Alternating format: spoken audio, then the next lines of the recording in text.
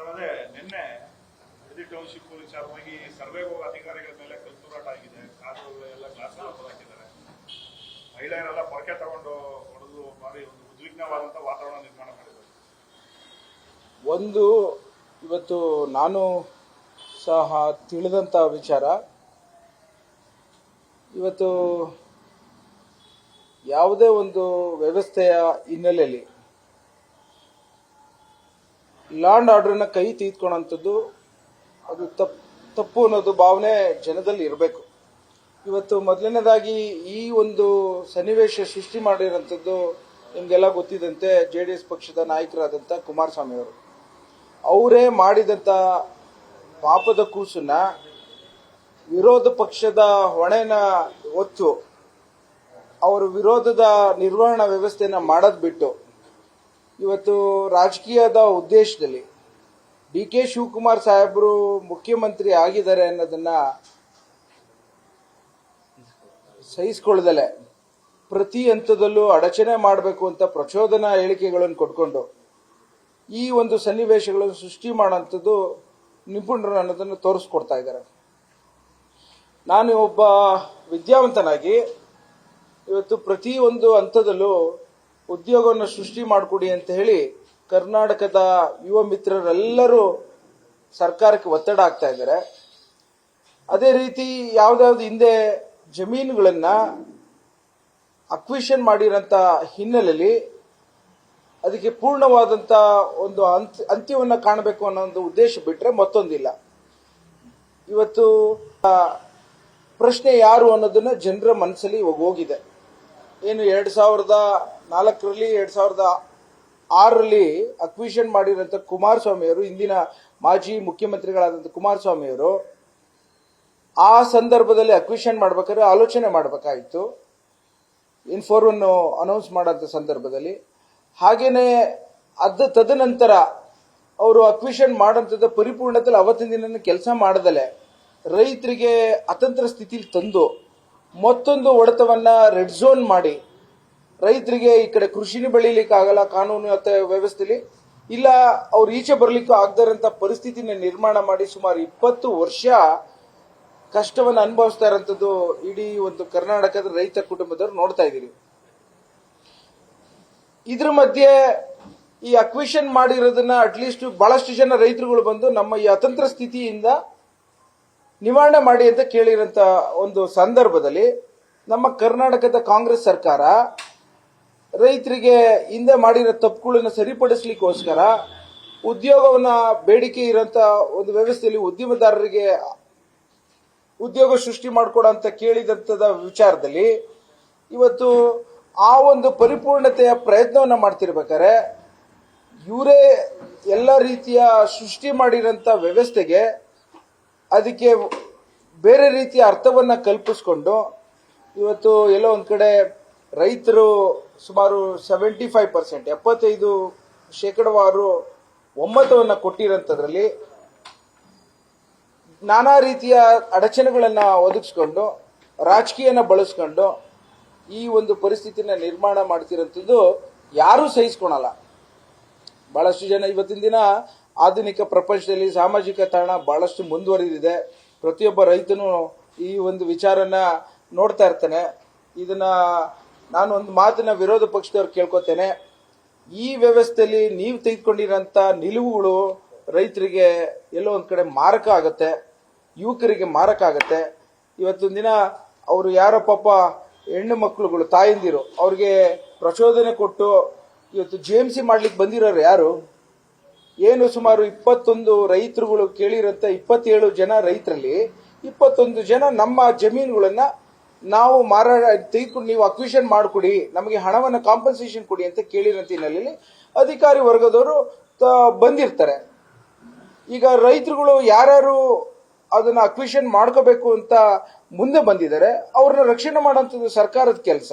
ಯಾರು ರೈತರುಗಳು ನಮಗೆ ಈ ಒಂದು ಅಕ್ವಿಷನ್ ಅಲ್ಲಿ ಮಾಡ್ಕೂಡ್ದು ಅಂತಿದ್ದಾರೆ ಅವರ ಜಮೀನುಗಳು ಹೋಗದೇ ಇರೋಂಥ ಪರಿಸ್ಥಿತಿನ ನಾವು ಎಲ್ಲ ರೀತಿಯಲ್ಲೂ ಕಾಪಾಡೋದು ಒಂದು ಪ್ರಯತ್ನವನ್ನು ಮಾಡ್ತೀವಿ. ಆದ್ರೆ ಎಲ್ಲೋ ಒಂದ್ ಕಡೆ ಮುಂದೆ ಬಂದಿರೋ ರೈತರಿಗೆ ಈ ರೀತಿಯ ಬೆದರಿಕೆಗಳನ್ನು ಹಾಕೊಂಡು ಕಾನೂನಿನ ಉಲ್ಲಂಘನೆ ಮಾಡ್ಕೊಂಡು ಅವ್ರು ಯಾರನ್ನು ಪ್ರೇರೇಪಿಸಿ ಪ್ರಚೋದನೆ ಮಾಡಿಕೊಂಡು ಅವ್ರಿಗೆ ಇವಾಗ ಕಾನೂನು ಕೈಗೆ ತೆಗೆದುಕೊಳ್ಳೋಂಥದ್ದು ಈ ಅರಿವುಗಳನ್ನ ನಾವು ಮೂಡಿಸ್ಬೇಕಂತ ಏನು ಅಂತ ಅಂದ್ರೆ ಈ ತರ ವ್ಯವಸ್ಥೆಯಲ್ಲಿ ಎಲ್ಲೋ ಒಂದ್ ಕಡೆ ಅವ್ರು ತಿಳಿದಲ್ಲೋ ಮಾಡಿದಾಗ ಕಾನೂನನ್ನು ಮುಂದೆ ತೆಗೆದುಕೊಂಡಾಗ 100% ಅವ್ರಿಗೆ ಅವ್ರ ಮೇಲೆ ಕೇಸ್ ಆದಾಗ ಯಾರು ಅವ್ರಿಗೆಲ್ಲ ನೋಡ್ಕೊಳಂಥದ್ದು ಕಾನೂನಿನ ಆರ್ಥಿಕವಾದಂತ ಖರ್ಚುಗಳನ್ನ ನೋಡ್ಕೊಳಂತವ್ರು ಯಾರಾಗ್ತಾರೆ. ನಾನು ಅದಕ್ಕೋಸ್ಕರನೇ ಒಂದು ಮಾತನ್ನ ಹೇಳಲಿಕ್ಕೆ ಇಚ್ಛೆ ಪಡ್ತೇನೆ. ಯಾರು ಈ ರೀತಿ ಮಾಡಿರೋಂಥ ಹಿನ್ನೆಲೆಯಲ್ಲಿ ಪಾಪ ಅವರೆಲ್ಲರೂ ರೈತರುಗಳಿಗೆ ಗೊತ್ತಾಗ್ದಲ್ಲ ಏನೋ ಮಾಡಿದಾರೇನೋ, ಇನ್ನೊಂದ್ಸಲಿ ಆ ತರ ಮಾಡಬಾರ್ದು ಅನ್ನೋದನ್ನ ಅರಿವು ಮೂಡಿಸ್ಬೇಕು. ಇವತ್ತಿನ ದಿನ FIR ಆದ್ರೆ ಕೋರ್ಟು ಕಚೇರಿ ವರ್ಷವೆಲ್ಲ ಅವರು ಓಡಾಡಂತ ಪರಿಸ್ಥಿತಿ ನಿರ್ಮಾಣ ಆಗ್ಬಿಡುತ್ತೆ. ಅವ್ರಿಗೆ ಎಲ್ಲೋ ಒಂದ್ ಕಡೆ ತೊಂದರೆ ಆಗ್ಬಿಡುತ್ತೆ. ದಯವಿಟ್ಟು ಇದು ಸಾಮಾಜಿಕ ತಾಣದ ಮೂಲಕ ಮಾಧ್ಯಮದ ಮೂಲಕ ಈ ತರ ಯಾರೋ ಹೇಳಿರಂತ ಒಂದು ಎತ್ತಿಕಟ್ಟಂತ ಪ್ರಯತ್ನದಲ್ಲಿ ಅಮಾಯಕರು ಸಿಲುಕಬಾರ್ದು. ದಯವಿಟ್ಟು ಅವ್ರದ್ದೇನೇ ಇದ್ರು ಸರ್ಕಾರದ ಮುಂದೆ ಅಧಿಕಾರಿಗಳ ಮುಂದೆ ಹವಾಲುಗಳನ್ನ ಹೇಳಬೇಕೆ ಹೊರತು ಈ ಪೊರಕೆಗಳು ಎತ್ತು ಅವ್ರಿಗೆ ಹೊಡೆಯೋದು ಬಡಿಯೋದು ಅವೆಲ್ಲ ನಮ್ಮ ಭಾರತ ದೇಶದ ಸಂಸ್ಕೃತಿ ಅಲ್ಲ. ಕಾನೂನು ಬಹಳಷ್ಟು ಶಕ್ತಿ ಇದೆ. ಆ ಕಾರಣಕ್ಕೋಸ್ಕರ ಸರ್ಕಾರದವರು ಎಲ್ಲಾ ರೀತಿಯಲ್ಲೂ ಯಾವುದೇ ಒಂದು ರೈತರಿಗೆ ತೊಂದರೆ ಆಗದಂಗೆ ಬಹಳಷ್ಟು ತಾಳ್ಮೆಯಿಂದ ನಡ್ಕೊಳ್ತಾ ಇರೋಂಥದ್ದನ್ನ ಇವರು ವಿರೋಧ ಪಕ್ಷದವರು ಬೇರೆ ರೀತಿಯ ಒಂದು ಪ್ರಯತ್ನವನ್ನ ಪ್ರಚೋದನೆಗೊಳಿಸಿ ಉದ್ವಿಗ್ನ ಸ್ಥಿತಿ ನಿರ್ಮಾಣ ಮಾಡಲಿಕ್ಕೆ ಪ್ರಯತ್ನವನ್ನು ಮಾಡ್ತಾ ಇದ್ದಾರೆ. ಸೊ ಇದು ಒಳ್ಳೇದಲ್ಲ, ಪ್ರಜಾಪ್ರಭುತ್ವಕ್ಕೂ ಒಳ್ಳೇದಲ್ಲ.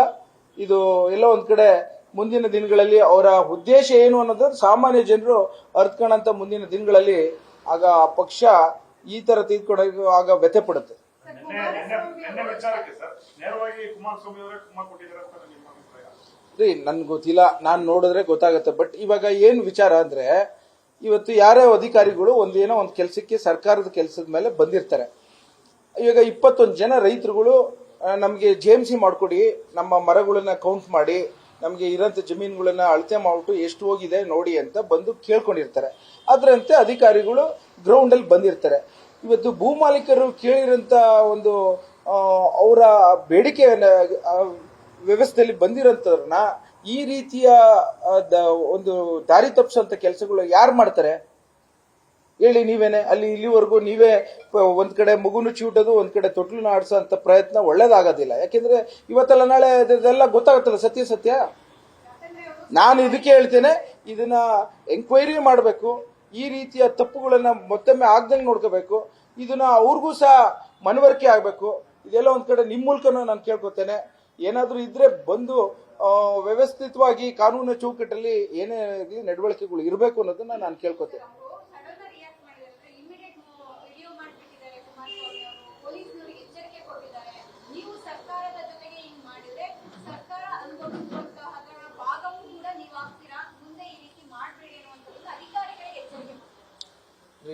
ಇವತ್ತು ಅಧಿಕಾರಿಗಳು ಭೂ ಮಾಲೀಕರು ಕೇಳಿದಂತೆ ಅವತ್ತು ಸ್ಥಳಕ್ಕೆ JMC ಮಾಡ್ಲಿಕ್ಕೆ ಹೋಗಿದ್ದಾರೆ.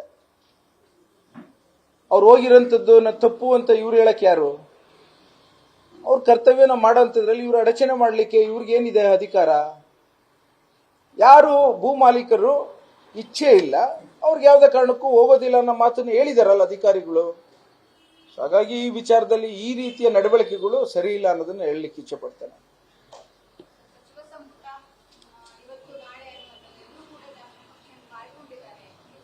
ನಾನಂತೂ ಆಕಾಂಕ್ಷಿದಾರಲ್ಲ ಅಂತ ಅವತ್ತಿಂದ ಹೇಳ್ತಾ ಇದ್ದೀನಿ. ಅದ್ರ ಬಗ್ಗೆ ನಾನೇನು ತಲೆಗೆಡಿಸ್ಕೊಳ್ಳ. ನಂದಾಯ್ತು, ನನ್ನ ಕಾನ್ಸ್ಟಿಟ್ಯೂನ್ಸಿ ಆಯ್ತು. ಸರ್ಕಾರದವರು ಮತ್ತು ವರಿಷ್ಠರುಗಳು ತೆಗೆದುಕೊಂಡಂತ ನಿರ್ಧಾರ ಒಂದು ನಾನು ಕೇಳ್ಕೋಬಲ್ಲೆ, ಯುವಕರಿಗೆ ಹೊಸಬ್ರಿಗೆ ಅವಕಾಶ ಕೊಡಿ ಅಂತ ಕೇಳಬಲ್ಲೆ. ಅದಕ್ಕೂ